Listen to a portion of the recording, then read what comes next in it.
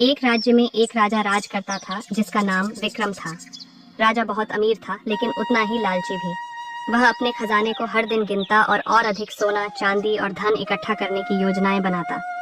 उसका लालच इतना बढ़ गया था कि उसने अपने राज्य की प्रजा पर भारी कर लगा दिया।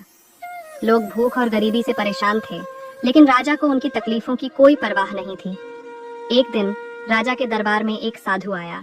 साधु ने राजा से कहा, महाराज, मैंने सुना है कि आप सबसे अमीर राजा हैं, लेकिन क्या आप सबसे सुखी भी हैं?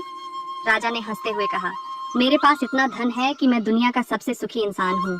साधु ने मुस्कुराते हुए कहा, अगर ऐसा है तो क्या आप मेरे साथ एक प्रयोग करेंगे?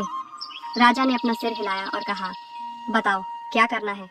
साधु ने राजा को एक जादुई थैला दिया और कहा, इस थैले में जितना धन डालोगे वह सब अंदर समा जाएगा, लेकिन ध्यान रहे, यह थैला तभी भरेगा जब आप उसमें इतना धन डालेंगे जिससे आपकी आत्मा संतुष्ट हो जाए।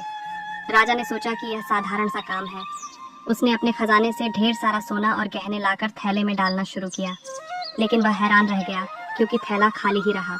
उसने और धन लाकर डाला, फिर भी थैला खाली रहा। धीरे धीरे राजा ने अपना सारा खजाना उस थैले में डाल दिया, लेकिन थैला अब भी खाली था। राजा परेशान हो गया और साधु से बोला, यह थैला क्यों नहीं भर रहा? मैंने तो अपना सारा धन इसमें डाल दिया। साधु ने गंभीर स्वर में कहा, महाराज, ये थैला आपके लालच का प्रतीक है।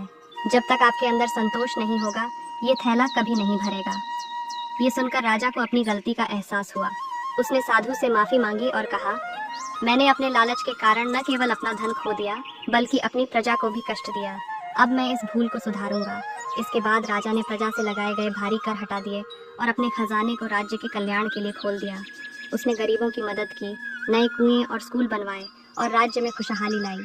धीरे धीरे राजा का दिल भी लालच से मुक्त हो गया और वह सच में सुखी हो गया।